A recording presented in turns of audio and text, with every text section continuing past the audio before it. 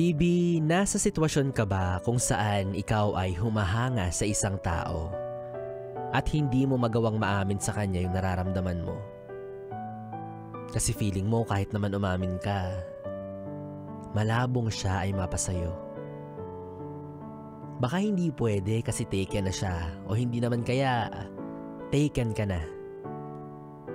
Kung ganyan yung sitwasyon, mas mabuti pa nga hanggang dyan ka na lang. Huwag mo nang isugal. Hindi sa ganong paraan nasusukat ang pagmamahal.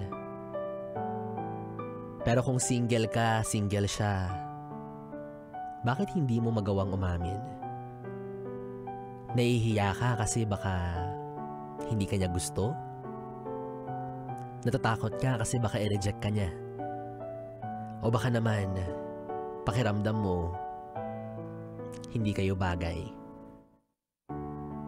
Baby, wala namang masama kung magpapahayag ka ng nararamdaman mo sa isang tao. For as long as alam mo na malinis yung intensyon mo, bakit hindi mo subukan? Malay mo, ikaw na lang din pala yung hinihintay niya para tuluyan kayong magkamabutihan. Minsan naman talaga ang pag-ibig ay isang sugal.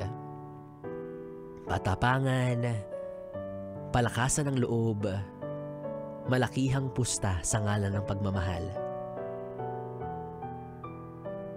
Bibi, yung pag-amin mo naman ay patungo sa magandang dahilan.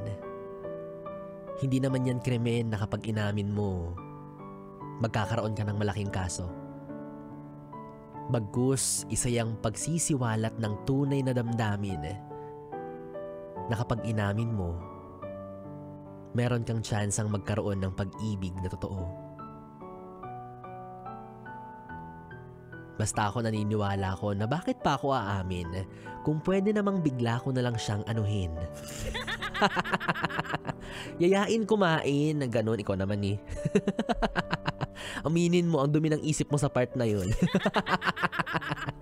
Biboy-bibo pa rin po ngayong kapiling hanggang alas 12 para sa ating BB Time. Dito pa rin syempre sa 101.1 Yes FM. At ang ating susunod na uwitin, here's Michael Bolton with his song, Now That I Found You.